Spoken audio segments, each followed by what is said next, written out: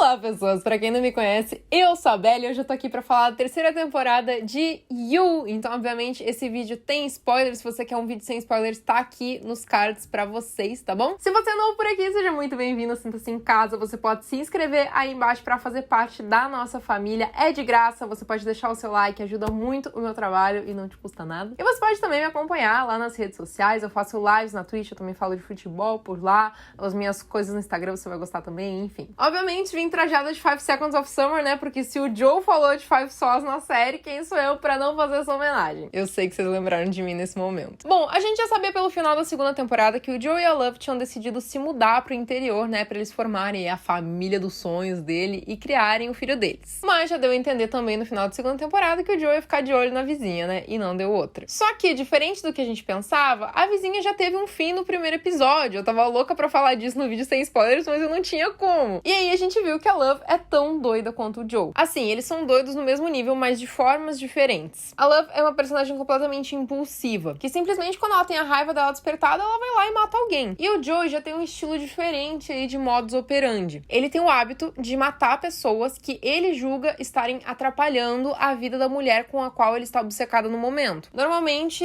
ex-namorados delas, né? Porque o próprio Joe reconhece nessa terceira temporada que ele tem um pattern, né? Que ele tem um padrão.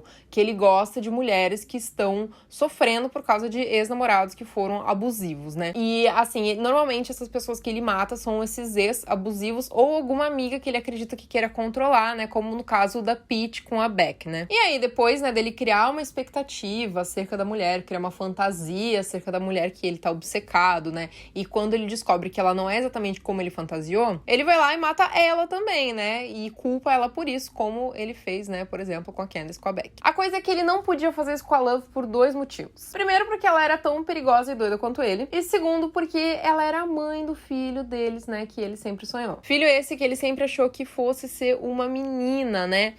Só que ele tinha, assim, questões do porquê que ele não queria um filho homem e principalmente o fato dele ter medo do filho dele passar pela mesma coisa que ele passou na infância, né? Nessa terceira temporada a gente teve vários momentos do Joe naquele, tipo, reformatório, né, que a mãe dele deixa ele, porque ele acabou matando, né, o pai dele, que machucava a mãe dele e tudo mais. A gente tem vários momentos dele lá, né, e a gente vê aí o primeiro momento onde ele tem uma ligação com uma pessoa que se importa com ele, né, que é aquela enfermeira lá que cuida deles, né, lá no reformatório. E ela tinha um namorado abusivo também, e o Joe não fez nada pra se livrar desse namorado abusivo, ele era ainda uma criança, né? E foi nesse momento, depois dessa mulher ter morrido, né, porque a série dá a entender que ela foi morta pelo cara, né? Depois dessa mulher ter morrido, que o Joe fez uma promessa pra ele mesmo, né, que toda mulher com a qual ele fosse se conectar, ele ia fazer de tudo pra proteger ela, né? No caso, matar ex-abusivos e coisas do tipo. Essa terceira temporada trouxe várias histórias dentro de uma pra fugir daquela linearidade de obsessão, stalker, namoro, assassinato. Abrindo a temporada já aí com assassinato vizinho, né, eles precisavam dar um jeito de se safar disso. E as coisas foram escalonando de uma forma que tava quase saindo do controle deles. Até o quarto episódio, ela tem um ritmo bem legal e ela vai se desdobrando em situações quase inimagináveis. Olha, sendo bem sincera, eu nem julgo a Love por ter dado uma paulada no antivacina, tá? E se tiver alguém assistindo esse vídeo aqui que é antivacina, pode parar de ver, não precisa nem comentar reclamando, tá? Não precisa se inscrever no canal, porque eu não quero gente assim aqui. Mas aí, todas as informações, né, que a família da Love tinha buscado do Gil e eles jogaram em cima dele, eram novidade pra ele. Ele não sabia que a mulher dele tinha feito aquelas coisas pra silenciar,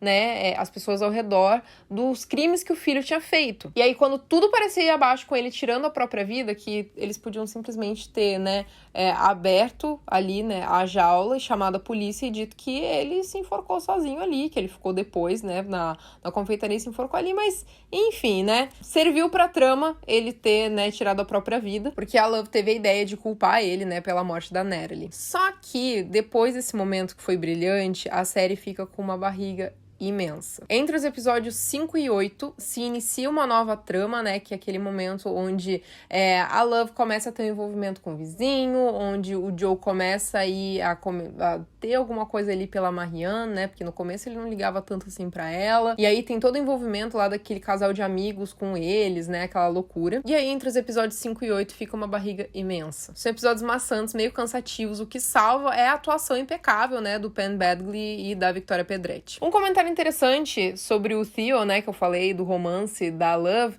é que o ator que faz ele é mais velho que a Victoria Pedretti e ele interpreta um personagem muito anos mais novo que ela. Durante a temporada, o Joe ficou oscilando entre não suportar a Love e estar completamente apaixonado por ela. Quando ela tinha momentos felizes, ele relacionava esses momentos felizes a momentos na época que ele se apaixonou por ela. E aí voltava em lapsos, assim, pra ele, aquela coisa boa. Tanto é que eles viveram aí um momento onde eles se colocavam como um time, né? Até porque, gente, os dois são doidos. Eles descobrem que a linguagem do amor deles é a violência. Mas quando o Joe se apaixona pela Marianne, ele chega à conclusão de que a Love pode acabar matando ela, né? Então ele decide dar um fim na Love. A coisa é que a verdadeira paixão do Joe é a caça. Ele quer stalkear, ele quer fantasiar, ele quer criar. Ele não quer o casamento feliz de fato. Até porque, por mais que a Love tenha matado aí umas pessoas no caminho desse relacionamento, teve um momento onde eles estavam sendo aquela família de comercial de margarina, suburbana ali, com a casinha perfeita, a família perfeita, e mesmo assim ele não tava feliz. E o Joe nunca tá feliz porque ele cria expectativas que são impossíveis de se corresponder. Ele quer que uma pessoa seja exatamente como ele idealizou. E a Love era exatamente como ele. A própria terapeuta falou que eles eram como se fosse um espelho um do outro. Então, assim, ele não conseguia admitir que ele tava alguém que era que nem ele. Sabe? Esse que era o problema. E a Love, na verdade, era a parceira ideal pra ele, porque ela amava ele mesmo sabendo de todas as coisas erradas que ele tinha feito. As relações do Joe que deram certo, mas assim, não digo relação romântica, tá? Eu digo relação interpessoal dele mesmo, assim, com outras pessoas que deram certo, foi, por exemplo, ele com a Ellie, né? Que é aquela garota lá, que ele manda dinheiro ainda, né? Inclusive, um dos assuntos abordados nessa temporada é os livros, né? Que ele pega ali da biblioteca pra reformar e vender, pra ele poder mandar um dinheiro pra Ellie. E assim, ele não criou expectativa acerca do que a Ellie deveria ser. Ele só aceitou a Ellie como ela era e decidiu criar um laço meio paterno aí com ela e ajudar ela. E assim como ele criou na expectativa pra Candace, pra Beck, pra Love, ele criou uma expectativa pra Marianne também. E a gente não sabe como isso vai se desenvolver na 4ª temporada. A partir do fim do 8º episódio, a história voltou a ficar muito boa, porque aí a gente entra em outra história, né? É doido ver como o Theo tava disposto a tudo pra ficar com a Love, né? Ele tava apaixonado, ele queria até fugir com ela, mas a Love ainda assim cometia crimes pela família dela, pelo que ela acreditava que ela e o Joe poderiam ser e tinham que ser, e ela quase matou o Theo. Eu diria até que foi um ato de humanidade aí do Joe levar o Theo pro hospital, né?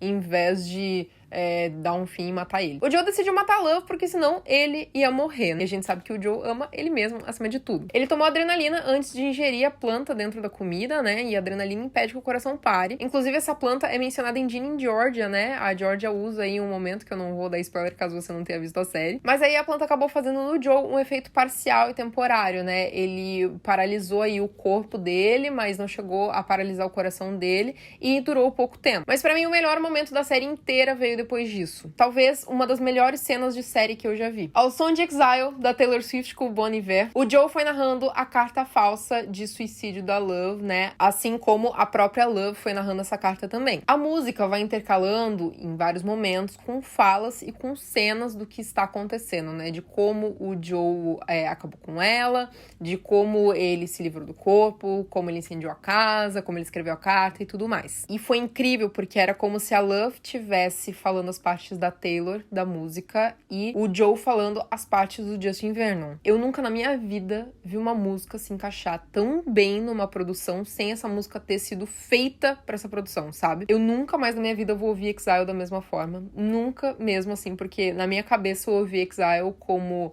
sei lá, um casal fofo e feliz. E, gente, agora eu só consigo visualizar na minha cabeça Exile como a música do Joe e da Love. E que eles... meu Deus do céu, you're not my homeland anymore, sabe?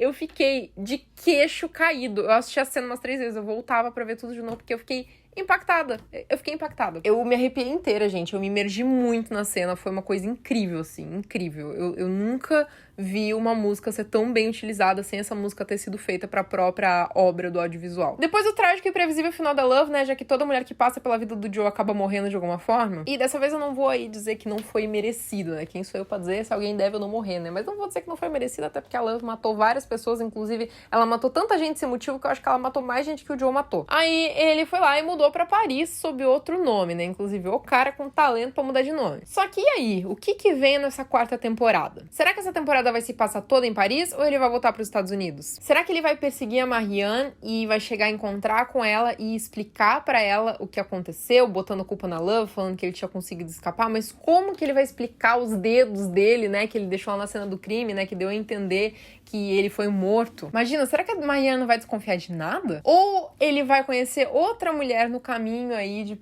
perseguir e aí tentar stalkear a Marianne e vai se apaixonar por essa outra mulher, né? Eu acho que essa possibilidade é real também. Eu, sinceramente, acho que a 4ª temporada devia ser a última. A 3ª temporada foi super bem, foi uma temporada ótima pro meio da série, mas eu não sei se rola estender essa série por uma temporada além da 4ª. Eu também acredito muito, sinceramente, que o Joe vai morrer no final da série. Claro que ele pode ter um final que ele vai preso, ou um final que ele se safa de tudo e tem uma família feliz. Mas eu acho difícil, com tanta gente que morre sem aí nenhum apego nessa série, a chance dele morrer no final é alta. É engraçado porque a gente sabe que o Joe faz muitas coisas erradas e ao mesmo tempo que a gente quer que ele se ferre, a gente acha interessante como ele consegue se safar das coisas, né? E tipo, quando ele se livrou da Love, eu quase senti um alívio, o que é muito doido, porque ele também é doido, né? Tipo, ele também tem que pagar pelas coisas que ele fez, enfim. E, gente, por favor, quem assiste essa série, não romantize o Joe, tá? Não romantize o Joe, não romantize nenhum tipo de relacionamento que ele tem, a não ser com a Ellie, né? A Ellie, ele trata ele de uma forma saudável e tudo mais, né? Ele cuida dela e tal. Mas, assim, não romantizem. Cara, no meu vídeo, sem spoiler, teve gente que falou que se identificava com o Joe, fiquei apavorada, recomendo uma terapia bem forte, tá? Enfim, voltando aqui, né, a 3ª e 4ª, futura 4ª temporada, né, porque a série já foi renovada, não sobrou ninguém vivo, né, pra acusar o Joe das coisas, né? Quem poderia acusar alguma coisa seria o Theo e o Matthew, né? Porque tem aquele trecho da gravação que o Theo encontrou, né, onde dá pra ver o Joe entrando no carro, né, da Natalie. Só que, assim, como lá na carta, né, que o Joe escreveu, ele acusou a Love, né, de ter matado a Natalie, que foi o que de fato aconteceu, né, e como todo mundo acha que o Joe morreu, então, né, o Matthew se sente vingado, né, ele não vai ir atrás disso porque todo mundo acha que o Joe morreu. E no fim das contas, né, ele deixou o Henry com o Dante, e eu, sinceramente, acho que isso é a coisa mais nobre que o Joe podia ter feito pelo filho dele. Não existe a mínima chance de um psicopata que nem ele criar uma criança de uma forma saudável. E a família do Dante é linda, é super estruturada. Eu fiquei com um sentimento misto, assim, de pena do Henry pelo Joe ter matado a mãe dele, mas de alívio, porque essa criança vai ter um futuro melhor com eles, né, do que ele teria com a Love e com o Joe, né. É meio triste porque, assim, a Love amava muito o filho dela, mas a Love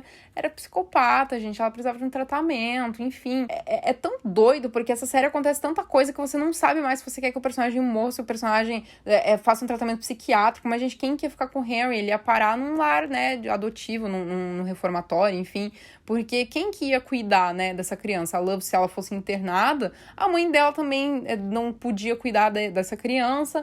Ia ficar com quem, gente? Não tem o que fazer. E eu imagino que, assim, pro próprio Joe, deva ter sido doloroso isso, né? Só que, assim, era complicado pensar como que ele ia fugir com uma criança, né? Mas ele tinha uma ligação até com aquele garotinho lá da primeira temporada, que morava no prédio dele e tudo mais. Ele sempre teve um certo apego com criança. A série também abordou nessa temporada uma questão interessante sobre o quanto mulheres, principalmente mulheres negras, sofrem perante a justiça, né? A Marianne perdeu a guarda da filha dela porque o ex dela era influente, né? E ele conseguia manipular todo o sistema pra ser contra ela, né? Sendo que, assim, ele continuava usando, né, os remédios e tudo mais, só que ele disfarçava, e daí todas as decisões eram todas a favor dele, né, e ela se ferrava mesmo, ela estando bem, ela tendo uma vida estável e tudo mais. Eu gosto demais da Tati Gabrielle, né, ela é uma excelente atriz, ela faz a Prudence do Mundo Sombrio de Sabrina, mas eu achei ela nova demais pra ter uma filha daquele tamanho, né, Hollywood sempre com essa mania de botar mulheres muito jovens pra interpretar mulheres mais velhas, como eu falei, Victoria Pedretti é mais nova que o ator que fez aquele adolescente, né, e mesmo assim ela faz o papel de uma mulher mais velha, né, Hollywood tem essa mania de colocar mulheres bem mais jovens pra parecer que a mulher mais velha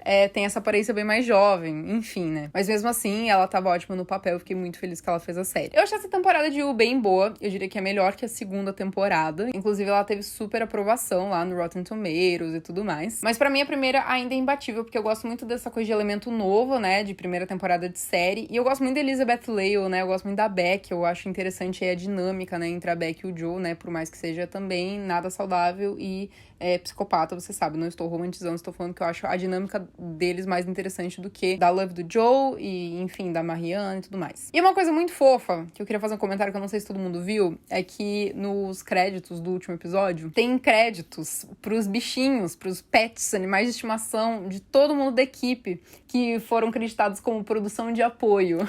Porque, né, no meio do Covid e tudo mais, muita gente trabalhou de casa na produção dessa terceira temporada. E eu achei muito fofo porque eles botaram fotinho de cada pet com o nomezinho deles. Inclusive, falaram bastante de Covid, né? Eu achei interessante que abordaram de uma forma que não foi o foco principal, mas, assim, colocaram um antivacina, colocaram toda uma questão de comentar de Covid e tudo mais. Eu acho que é interessante ter o comentário sobre o Covid. Não precisa ser o foco principal, mas é interessante estar presente, ter passado por isso. Enfim, gente, me conta aí embaixo o que vocês acharam dessa terceira temporada de You, o que vocês acham que vai acontecer, se vocês também acham que o Joe vai morrer na última temporada. Não sei se a quarta é a última, mas eu acho que tinha que ser, porque eu não vejo a série rendendo mais que isso.